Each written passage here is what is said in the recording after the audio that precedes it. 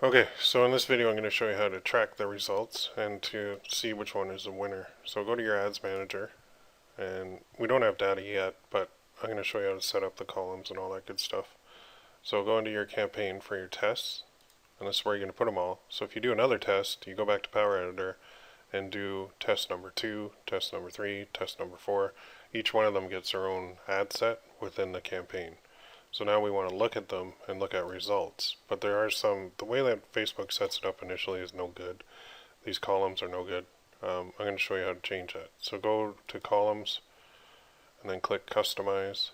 And there's a couple of columns that we need and a couple that we don't. So we don't need these ones. Cost per result, results. But we do need, I'm going to show you here.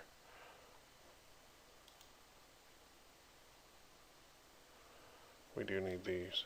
So click search and type bid, and then select it, and it'll go right there. Then you want to do content views. Select website content views, and then on the column thing, just drag it down, and then put ads to cart, and it's website ads to cart, and then drag that down, and then we want to do purchase. Website purchases and cost per website purchase. We want to do that. Drag that down. And then we want to do our CPM, which is kind of an indicator of how much things are costing. So those are the columns that we want. So click apply. Then it'll change it here. Then we want to click columns again and save. And we'll call this check. Click save, and then one more, set it as your default. So now when I reload this page, it'll always load this way. And then what I'm going to look for, it's kind of jammed in here a little bit, but I'll see how many people have been reached. There's the budget, how much has been spent. The bid type is auto, but we put that bid column because we'll be doing manual bid later. Now this is people who viewed it. This is people who added it to cart. This is people who bought it. This is how much it costs for them to buy it, and this is how much Facebook is charging us on a CPM basis for the ad itself. So when we're looking at this, and say we have like 10 tests in here, which should have a lot of tests, we'll be able to sort it by these column headings and see, okay, well, just click that and it'll sort it by the purchases, and then we can see who got the most purchases. Adds to cart, we could sort it by that, or we could sort it by content views. So these are our indicators.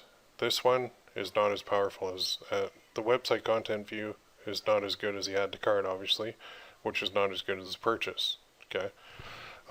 If we run a test and it's only running for like 8 hours and we see that we got a sale, well, that's a good indication that that's a winner and we're going to want to launch that. But say we launch like 10 tests and we only get clicks on it. So people are only clicking to go through to Gear Bubble. Well, then we can sort those 10 by content views and see which one got the most clicks, and that's the one that we can look at too. In order to see the actual ad itself, click on it and go into the ads tab, and then click that and click the preview button.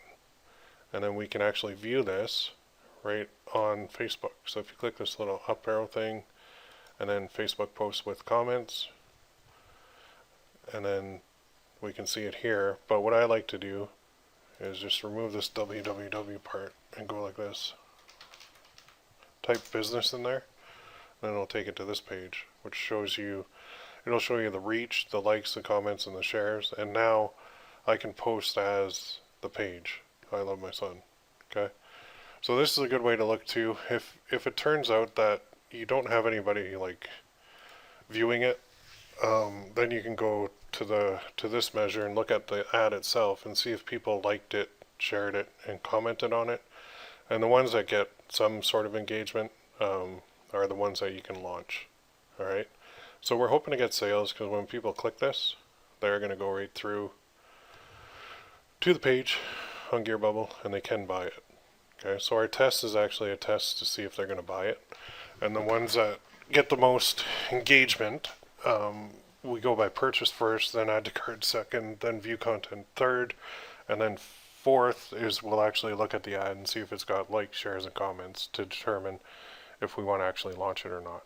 If we get something that nobody likes it, nobody comments it, nobody shares it, then obviously we're not going to launch that design because it's not worth our time. So the ones that do show promise are ones that we're going to take to the next step, which is actually getting into our Facebook ad campaigns. So each of these individuals is that we determine is worth it, worth launching, is going to get its own campaign within this account. And there's a couple different ways we can set them up depending on your level and depending on your risk tolerance and how fast you want to move. So we'll show you that in the next section, and then we'll show you how to manage them as well and then scale from there. Alright, so go ahead and create all your tests and get them going. And if you don't want to do $20, you can do like a $10 test or a $5 test. It's up to you. You could even do a $50 test if you want to get really aggressive, but I think at $20 is a nice mid-range for it. But some people don't have that budget yet, so they want to do a $5 test. The lower your daily budget, the more tests you're going to have to do. So it's a trade-off. Okay. Anyway, go do it. Go get your test set up, and this is where the testing phase should be ongoing. You should always be bringing new blood into the system, which is new tests, and trying new things, new designs. So that's how we do it. On to the next.